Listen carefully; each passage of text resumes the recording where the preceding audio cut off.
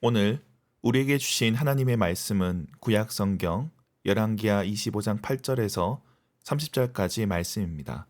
말씀을 봉독하겠습니다. 바벨론 왕 느부갓네살의 19째 해 5월 7일에 바벨론의 왕 신복 시위대장 느부사라단이 예루살렘에 이르러 여호와의 성전과 왕궁을 불사르고 예루살렘의 모든 집을 귀인의 집까지 불살랐으며 시위대장에게 속한 갈대아 온 군대가 예루살렘 주위의 성벽을 헐었으며 성 중에 남아있는 백성과 바벨론 왕에게 항복한 자들과 무리 중에 남은 자는 시위대장 느부사라단이 모두 사로잡아 가고 시위대장이 그 땅에 비천한 자를 남겨두어 포도원을 다스리는 자와 농부가 되게 하였더라. 갈대아 사람이 또 여호와의 성전의 두 놋기둥과 받침들과 여호와의 성전의 놋바다를 깨뜨려 그 놋을 바벨론으로 가져가고 또 가마들과 부삽들과 부집게들과 숟가락들과 섬길 때에 쓰는 모든 놋그릇을 다 가져갔으며 시위대장이 또 불 옮기는 그릇들과 주발들 곧 금으로 만든 것이나 은으로 만든 것이나 모두 가져갔으며 또 솔로몬이 여호와의 성전을 위하여 만든 두 기둥과 한 바다와 받침들을 가져갔는데 이 모든 기구의 논무게를 헤아릴 수 없었으니 그 한 기둥은 높이가 18규빗이요 그 꼭대기에 논머리가 있어 높이가 3규빗이요 그 머리에 둘린 그물과 석류가 다 놋이라. 다른 기둥의 장식과 그물도 이와 같았더라. 시위대장이 대제사장 스라야와 부제사장 스바냐와 성전 문지기 세 사람을 사로잡고 또 성중에서 사람을 사로잡았으니 곧 군사를 거느린 네시안 사람과 또 성중에서 만난 바 왕의 시종 5사람과 백성을 징집하는 장관의 서기관 1사람과 성중에서 만난 바 백성 60명이라. 시위대장 느부사르단이 그들을 사로잡아 가지고 림나 바벨론 왕에게 나아가매 바벨론 왕이 하마 땅 림나에서 다 쳐 죽였더라. 이와 같이 유다가 사로잡혀 본토에서 떠났더라. 유다 땅에 머물러 있는 백성은 곧 바벨론 왕 느부갓네살이 남긴 자라. 왕이 사반의 손자 아히감의 아들 그달리아가 관할하게 하였더라. 모든 군대 지휘관과 그를 따르는 자가 바벨론 왕이 그달리아를 지도자로 삼았다 함을 듣고 이에 느다니아의 아들 이스마엘과 가레아의 아들 요하난과 느도바의 사람 단후мет의 아들 스라야와 마아가 사람의 아들 야사니아와 그를 따르는 사람이 모두 미스바로 가서 그달리아에게 나아가매 그달리아가 그들과 그를 따르는 군사들에게 맹세하여 이르되 너희는 갈대아인을 섬기기를 두려워하지 말고 이 땅에 살며 바벨론 왕을 섬기라. 그리하면 너희가 평안하리라 하니라. 7월에 왕족 엘리사마의 손자 느다니아의 아들 이스마엘이 부하 10명을 거느리고 와서 그달리아를 쳐서 죽이고 또 그와 함께 미스바에 있는 유다 사람과 갈대아 사람을 죽인지라. 노소를 막론하고 백성과 군대 장관들이 다 일어나서 애굽으로 갔더니 이는 갈대아 사람을 두려워함이었더라.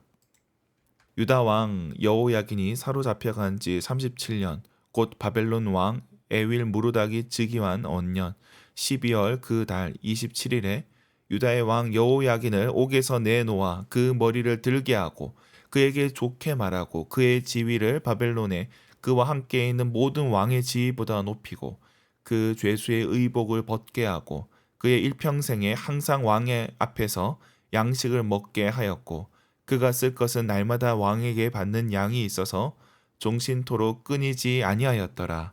아멘. 오늘 본문은 남유다의 마지막을 다루고 있습니다. 어제 본문에서 시드기야 왕이 잡혀간 이후 혼란스러운 유대의 상황을 다루고 있습니다. 그러나 혼란만으로 끝나지 않습니다. 그 끝은 작은 희망으로 마무리하고 있습니다. 말씀을 살펴보도록 하겠습니다. 오늘 말씀은 예루살렘 함락 이후 전후 처리 과정을 다룹니다. 유다는 바벨론을 배신했고 바벨론은 이에 대해 파괴로 응답합니다. 왕궁을 불살랐고 예루살렘 귀족의 집도 불살랐습니다. 성벽도 헐어버렸습니다. 사람들을 끌고 가 그 땅의 일부만 남겨 놓았습니다. 그 과정에 성전도 피할 수 없었습니다. 성전도 무너졌고 성전의 기구들도 다 빼앗겼습니다. 대제사장과 성전 문지기도 사로잡혀 처형을 당했습니다. 그동안 유다 사람들은 예루살렘과 성전에 대한 기대가 있었습니다. 하나님께서 지켜주신다는 믿음이 있었지만 그렇지 않았습니다. 오히려 거짓된 안정감으로 그들은 하나님께 범죄했고 오히려 더 큰 심판을 받게 되었습니다. 이처럼 우리는 자꾸만 눈에 보이는 것으로 하나님의 보증을 받고 싶어 합니다. 큰 건물, 많은 사람이 모인 곳에 하나님이 함께 하시고 거기에 정당성이 있다 생각합니다. 그러나 그렇지 않다는 것입니다. 오히려 하나님의 이름을 더럽히고 크게 속이는 자가 될 수 있다는 것입니다. 22절부터는 수습에 대한 말씀이 이어집니다. 황폐해진 유다의 책임자로 그달리아가 임명됩니다. 바벨론이 총독으로 임명한 것입니다. 그런데 이를 시기하고 그달리아를 암살했던 자들이 있습니다. 아무런 대책 없이 남은 기반마저 파괴했던 것입니다. 그를 죽인 이스마엘 같은 사람은 바벨론의 참화를 피했던 군대 지휘관이었습니다. 정작 싸워야 할 때는 싸우지 않다가 힘을 모아야 할 때 칼을 휘둘렀습니다. 그로 인해 남은 사람들도 위험하게 만들었습니다. 그들은 결국 도망칠 수밖에 없었습니다. 남아있던 자들도 더 큰 괴로움 가운데 견뎌야만 했습니다. 여기까지가 예루살렘 멸망에 대한 말씀입니다. 그런데 오늘 본문 마지막에 27절부터 30절까지 그 이후 20, 30년 후의 이야기가 나옵니다. 바벨론 땅에 사로잡혀갔던 여호야긴이 옥에서 풀려났다는 것입니다. 그리고 바벨론 왕이 그에게 은혜를 베풀었다는 것으로 마무리됩니다. 비록 유다 멸망으로 끝났지만 포로로 끌려간 자들에게 소망을 주신다는 것입니다.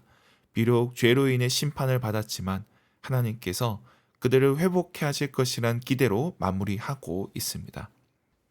오늘 본문은 망할 때 망하더라도 잘 망해야 한다는 것을 보여주고 있습니다. 게임이나 경기를 할 때 패배가 확실해지면 무리수를 두는 경우가 있습니다. 그 도박수가 성공하면 좋겠지만 대개의 경우 실패합니다. 오히려 더 큰 피해로 돌아오게 됩니다. 때로는 그로 인해 패배 이후에도 수습조차 못하게 될 수 있습니다. 유다는 심판을 받을 때 그 심판을 잘 받아들여야 했습니다. 그러나 이를 받아들이지 못하고 정작 남은 자들을 더 고통스럽게 했습니다. 남은 군대 지휘관들의 치기 어린 행위로 많은 사람들이 죽었습니다. 징계를 받을 때 자기 죄를 인정하고 겸손하게 받아야 합니다. 그래야 다음을 기약할 수 있습니다. 그런데 오늘 본문에 유다는 그렇지 않았던 것입니다. 바닥 아래에 더 깊은 구덩이가 있었던 것입니다. 그러나 여기에서 끝이 아닙니다. 그래도 하나님께서는 남은 자들에게 소망을 허락해 주십니다. 비록 심판하시지만 완전히 멸하시지 않습니다. 당대의 징계를 받을 때는 철저했지만 그러나 하나님께서는 미래를 약속하십니다. 오늘 본문의 말씀은 회복될 미래에 대한 소망의 말씀으로 마무리되고 있습니다. 비록 아직 이 말씀이 기록될 때에는 고향으로 돌아간다는 그 말씀이 성취되기 전이었습니다. 그렇지만 하나님께서 주시는 소망 가운데 돌아갈 날을 준비케 하시는 것입니다. 후대의 유대인들은 이 포로로 끌려갔던 자들이 됩니다. 그들이 포로 생활 가운데 경험했던 은혜가 이후에 그들의 신앙을 더욱 풍성하게 했습니다. 그러므로 우리는 소망을 베푸시는 주님을 기억해야 한다는 것입니다. 말씀을 맺겠습니다. 하나님께서는 심판 중에서도 긍휼을 베푸시는 분이십니다. 지금도 인생 가운데 괴로운 분들이 있을 것입니다. 때로는 그것이 우리에게 심판으로 임한 것이라 여길 수도 있습니다. 그러나 하나님께서 긍휼히 여겨 주실 것입니다. 우리가 믿음으로 이 시간을 견디어낸다면 하나님께서 새로운 소망을 주실 것입니다. 그 소망 가운데 견디어내는 저와 여러분이 되길 주님의 이름으로 축원합니다. 기도하겠습니다. 하나님 아버지, 고난 가운데 은혜를 베푸시는 주님을 찬양합니다. 우리 가운데 아픔과 슬픔이 있는 자들이 있사오니 긍휼히 여겨 주옵소서. 사람의 손으로 어찌할 수 없을 때 주님께서 잡아주시고 건져 주옵소서. 우리의 삶과 믿음을 굳건하게 하여 주옵시고 새로운 희망으로 나아가게 하여 주옵소서. 우리에게 맡겨진 자들을 위해서 기도합니다. 우리의 자녀들, 또 우리가 돌보는 이들, 또 우리와 함께하는 성도들 가운데 주님께서 늘 긍휼히 여겨 주옵시고 은혜를 베풀어 주옵소서. 오늘 하루 우리의 손으로 감당해야 하는 그 모든 일들을 주님 복되게 하여 주옵시고 우리의 가정을 윤택케 하시고 우리의 일터에도 은혜 내려 주옵소서. 오늘 하루 모든 삶의 일들을 주님 앞에 올려드립니다. 주님께서 역사하여 주시옵소서.